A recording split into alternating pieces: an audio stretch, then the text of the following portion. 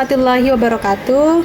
Kembali lagi dengan saya Tuti Mufidah, calon guru penggerak angkatan 9 dari SMA Negeri 2 Bangkalan. Sebelumnya saya tidak mementingkan arti keberagaman terhadap murid, sehingga semua murid diperlakukan sama. Tidak peduli apa kesukaannya, bagaimana gaya belajarnya, atau apa yang membuat murid nyaman di kelas. Namun, setelah saya mempelajari teori pembelajaran berdiferensiasi, saya mulai memahami dan mencoba menerapkan pembelajaran yang disesuaikan dengan kebutuhan belajar murid, sehingga mereka dapat belajar sesuai dengan minat dan kebutuhannya.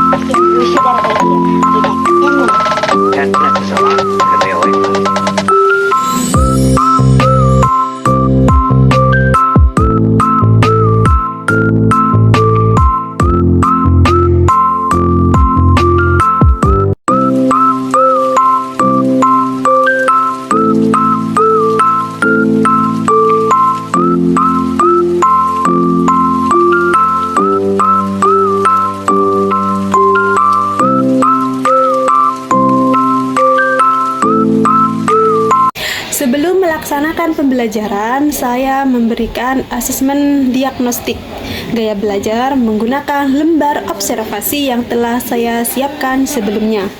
Dan hasil diagnostik tersebut ada 12 anak yang gaya belajarnya visual, 5 anak gaya belajarnya kinestetik, dan 19 anak gaya belajarnya auditory. Kegiatan pembelajaran yang saya lakukan adalah di kelas 12 MIPA 6 dengan mata pelajaran matematika dengan materi geometri ruang atau dimensi 3. Seperti biasa, saya mengawali pembelajaran tersebut dengan memberi salam, menanyakan kabar, berdoa sebelum pembelajaran, kemudian mengecek kehadiran, memberikan pertanyaan pemantik, serta menyampaikan tujuan pembelajaran.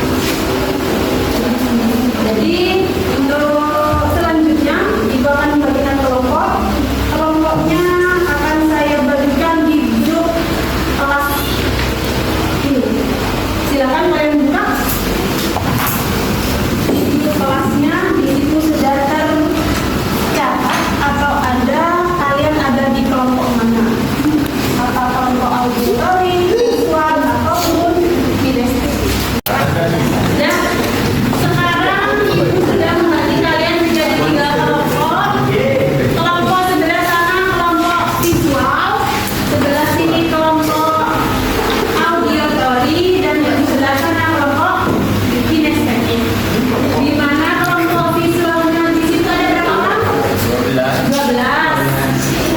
Kelompok auditori yang paling banyak yaitu ada 19 anak. Dan yang terakhir kelompok kinestetik ada 5.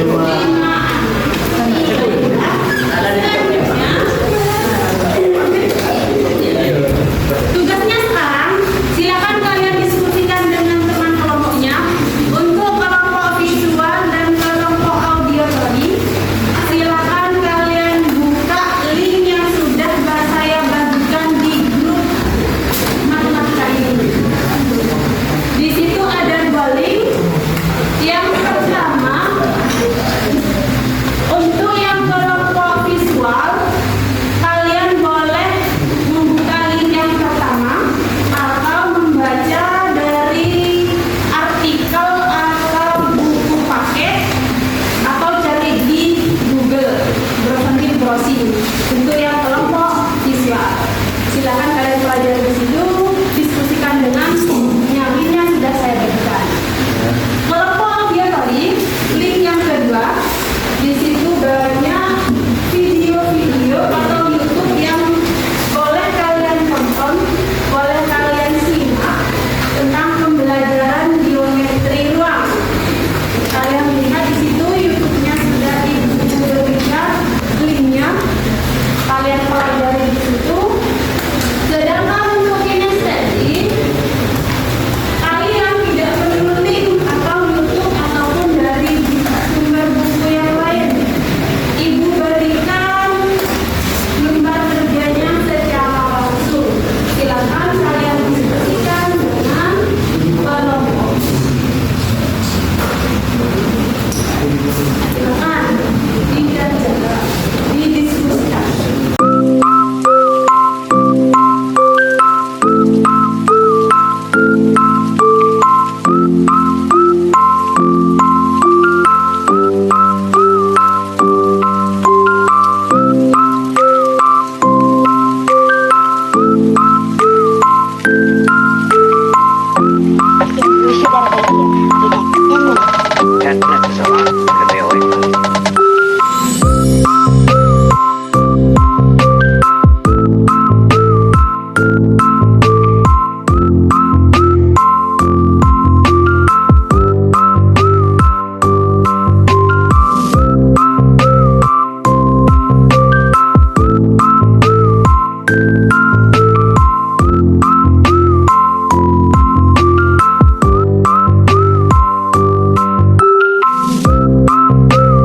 Diskusinya sudah selesai, jadi sekarang kita maju dari masing-masing kelompok untuk mempresentasikan hasil kerjanya.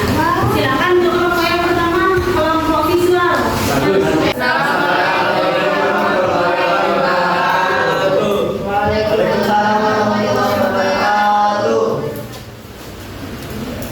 Kami dari kelompok visual akan membacakan hasil yang kami dapat setelah diskusi.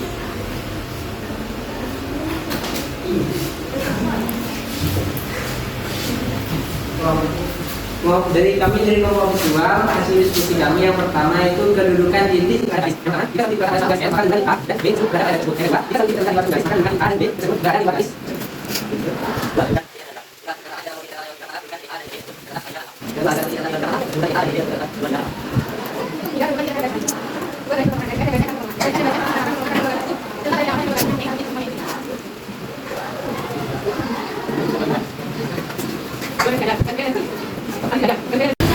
Assalamualaikum warahmatullahi wabarakatuh. Jadi kami dari kelompok auditori, di sini kami akan mempresentasikan hasil diskusi kami. Yang pertama, kedudukan titik terhadap bidang. Jika suatu titik terletak pada suatu bidang, maka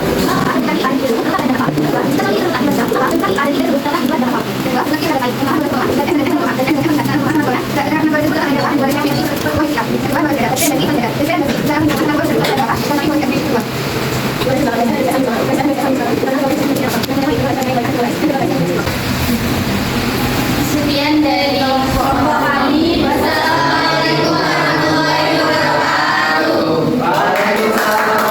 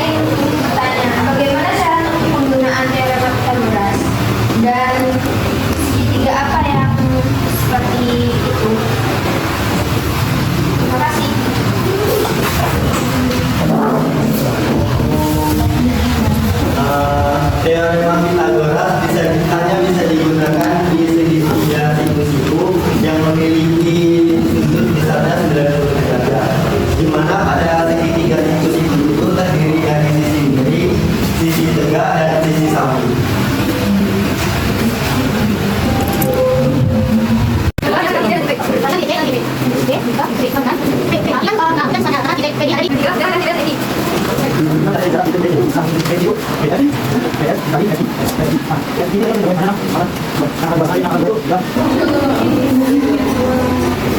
Sekian dari kelompok kami. Wassalamualaikum warahmatullahi wabarakatuh. Baiklah, dari ketiga kelompok tadi sudah mempresentasikan hasil diskusinya. Untuk akhir pembelajaran kita akan mereview atau menyimpulkan refleksi hasil pembelajaran yang sudah kalian pelajari tersebut. Mungkin dari kalian ada yang mau menyimpulkan hasil pembelajaran tadi? Silakan. Masih? Silakan. Jadi kedudukan titik terhadap garis itu ada dua, yaitu titik yang terletak pada garis dan titik yang berada di luar garis. Begitu juga kedudukan titik terhadap bidang. Kesimpulan yang sangat bagus sekali. Mungkin yang lain ada yang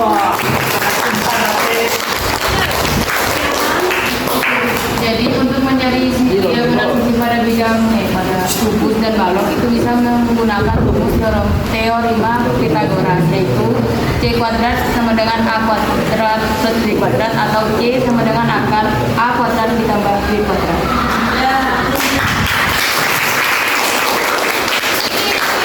Jadi kesimpulan pada pembelajaran hari ini untuk kedudukan titik terhadap garis atau titik terhadap bidang atau sebaliknya ada dua kemungkinan, ada di luar atau terletak pada bidang tersebut. Kemudian untuk mencari teorema Pythagoras ini menggunakan segitiga situs itu, di mana sisi miringnya itu diperoleh dari sisi tegak kuadrat ditambah sisi miring samping. Untuk tugasnya silakan kalian nanti kerjakan di rumah. Tugasnya itu adalah silakan kalian membuat rangkuman dari materi yang sudah diajarkan. Rangkumannya bebas, terserah kalian, tergantung dari minat kalian masing-masing.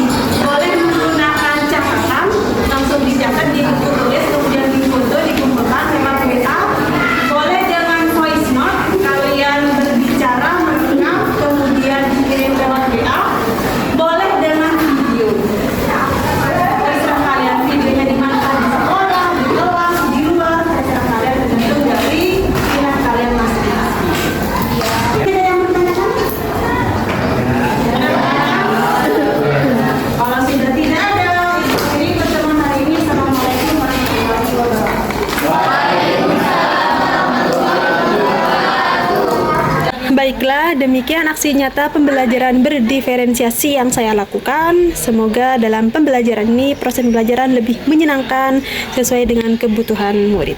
Terima kasih. Assalamualaikum warahmatullahi wabarakatuh. Assalamualaikum warahmatullahi wabarakatuh. Halo semua, saya Uswatun Hasana dari kelas 12 MIPA 6. Di sini saya sangat senang belajar dengan cara berkelompok, terutama dikelompokkan berdasarkan gaya belajarnya. Tadi ada visual, audio, lorin, dan kinesthetik. Nah, gaya belajarnya itu sehingga menjadi lebih semangat mengikuti pembelajaran tersebut.